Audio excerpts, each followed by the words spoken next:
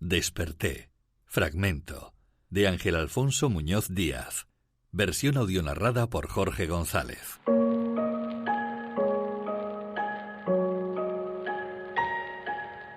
Parte 1. La vigilia. La noche era cerrada y la luna llena hacía esfuerzos para abrirse hueco entre las densas nubes que la encarcelaban a fin de introducir entre ellas algún resplandor que diera fe de su existencia. Tan solo la luz que se asomaba por las ventanas de las viviendas se atrevía a romper la oscuridad, salpicando de amarillo y naranja el negro predominante. Susan conducía por las desiertas calles y echó un vistazo al reloj que marcaba las 2:10. Nunca volvía del hospital a esas horas de la madrugada, pero aquella noche no era como las demás.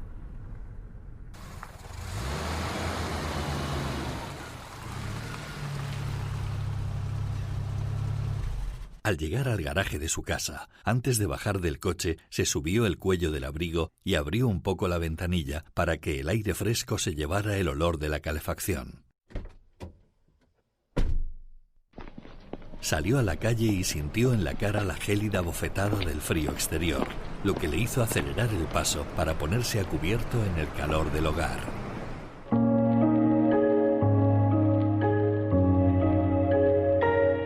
Aquella pésima noche puso fin a un día aciago, un día de esos en los que todos los esfuerzos resultan baldíos y solo sirven para prolongar batallas cuyo final está escrito de antemano con la palabra derrota. Ni siquiera tuvo consciencia del tiempo que tardó en recorrer el trayecto desde el hospital hasta allí. Podrían haber sido minutos u horas, porque todo transcurrió sin reparar en nada que no fuera la experiencia de lo que acababa de vivir. Antes de darse cuenta estaba ya en casa. Su mente había hecho una pausa y le dio un respiro momentáneo. Al cabo de unos segundos volvió a la realidad y los pensamientos regresaron al inicio de ese día.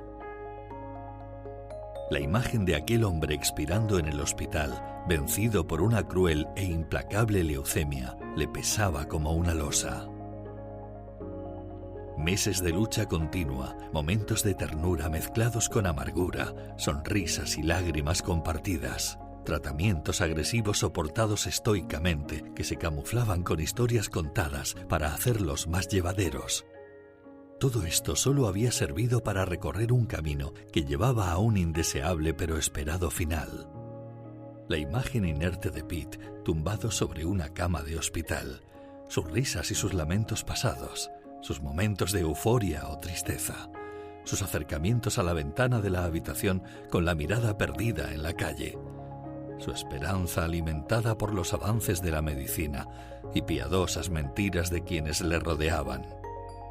Todo eso se repetía constantemente en la cabeza de Susan y doblegó su fortaleza mental, que mostró la dura imagen de la derrota, con unas lágrimas que le resbalaron por las mejillas y cayeron al suelo sin que un pequeño movimiento de la mano fuera capaz de atajarlas.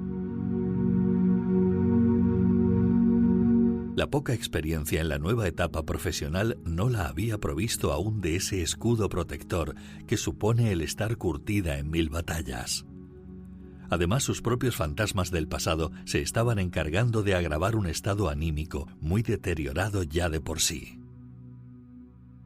Susan tenía 37 años y llevaba algo más de 3 meses trabajando como psicóloga en un hospital de Orlando. Tenía una especial sensibilidad por los enfermos terminales a quienes prestaba asistencia en el departamento de oncología, aunque los primeros años de profesión transcurrieron en equipos de intervención social. Marginados, toxicómanos, tercera edad, etc. eran las personas a quienes atendía.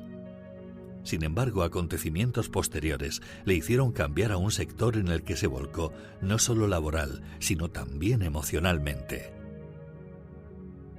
Vivía con su hija Sue de 8 años y un perrito llamado Ritty que era tan peludo como perezoso.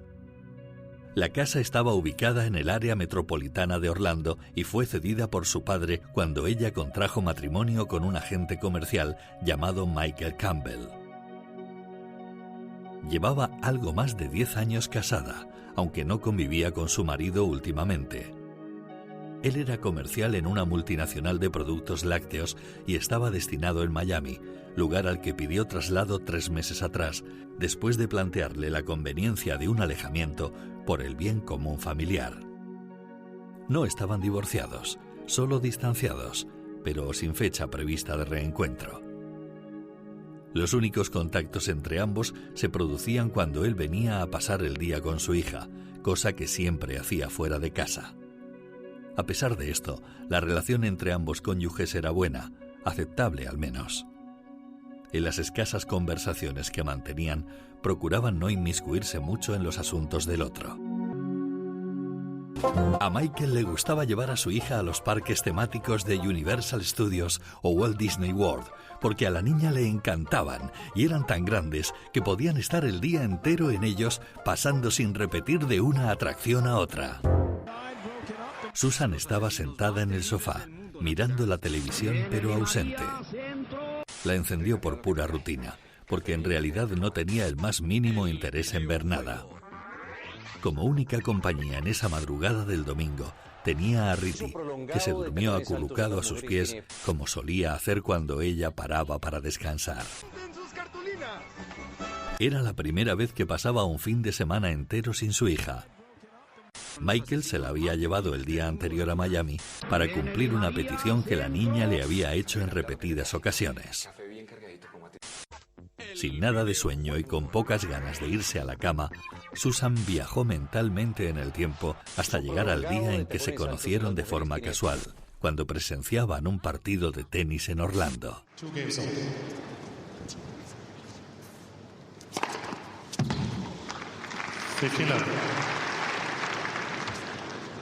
Susan estaba sentada con 2 amigas cuando Michael, que se incorporaba a un asiento situado justo detrás, tropezó y le echó encima todo el contenido del vaso en el que llevaba un gélido refresco.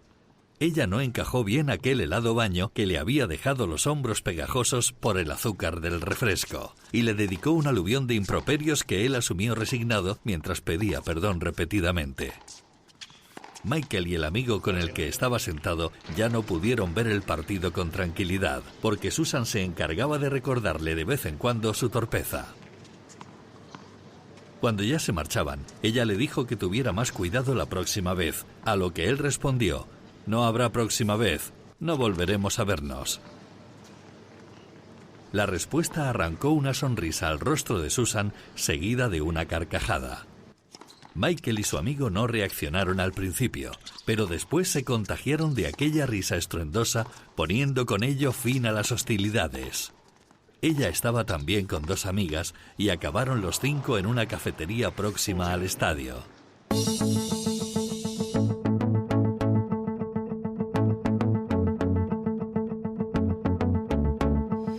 A partir de esa tarde, los contactos comenzaron a hacerse cada vez más frecuentes y surgió entre ambos una relación amorosa que se consolidó, un año después, en matrimonio civil. Tras casi 2 años de convivencia, Susan se quedó embarazada y a las 35 semanas dio a luz a una preciosa niña. Durante ese tiempo se mostró muy nerviosa y se exasperaba por cualquier detalle insignificante, lo que llevó a Michael a pensar que el prematuro alumbramiento se debía a los continuos estados de tensión de su mujer, pero jamás se lo dijo. Sue creció y evolucionó satisfactoriamente, convirtiéndose en una bella e inteligente niña cuyas notas escolares y capacidad para expresarse y razonar sorprendían tanto a profesores como a padres. La felicidad familiar era completa. Michael, extrovertido y optimista, había aprendido a conllevar las excentricidades ocasionales de Susan. Sabía que tras los explosivos momentos iniciales volvía a la calma. Sue las tenía tan asumidas que no se alteraba lo más mínimo cuando tenían lugar aquellas crisis paternales.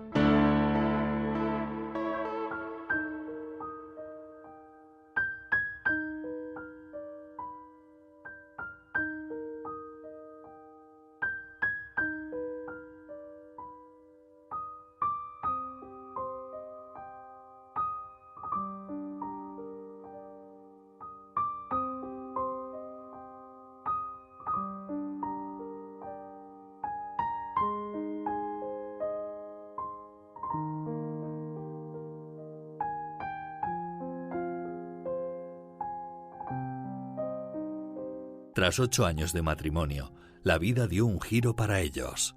Susan comenzó a sentir molestias acompañadas de pérdidas de apetito y peso.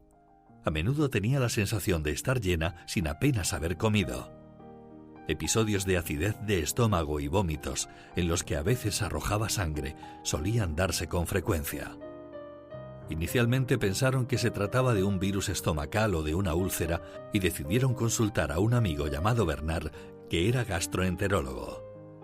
El médico encargó una gastroscopia y una biopsia para poder hacer un análisis fiable. Los resultados no pudieron ser peores. Susan tenía un cáncer de estómago. Michael fue el primero en saberlo. Bernard le llamó nada más recibir los resultados y le informó antes de comunicárselos de forma oficial a ambos, aconsejándole también que fuera preparando a su esposa para que el impacto de la noticia fuera menor. Para tranquilizarlo le dijo que el tumor no estaba en una fase avanzada y eso permitiría un tratamiento con expectativas aceptables. Un sudor frío humedeció la piel de Michael y al colgar el teléfono se dio cuenta de que se había quedado en blanco. Se le presentaba un crudo panorama y lo primero que debía encontrar era la forma de decírselo a Susan. No iba a ser fácil. Conocía bien a su mujer y era consciente de que ella no asumiría con calma algo así.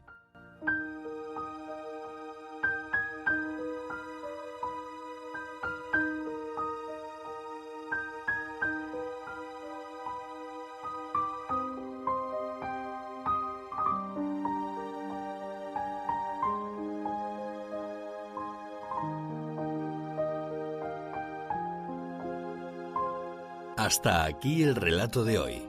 Puedes seguir Narramigos cada viernes en mi web, jorgegonzalezlocutor.es o en diferentes plataformas de podcast. Saludos y hasta la próxima.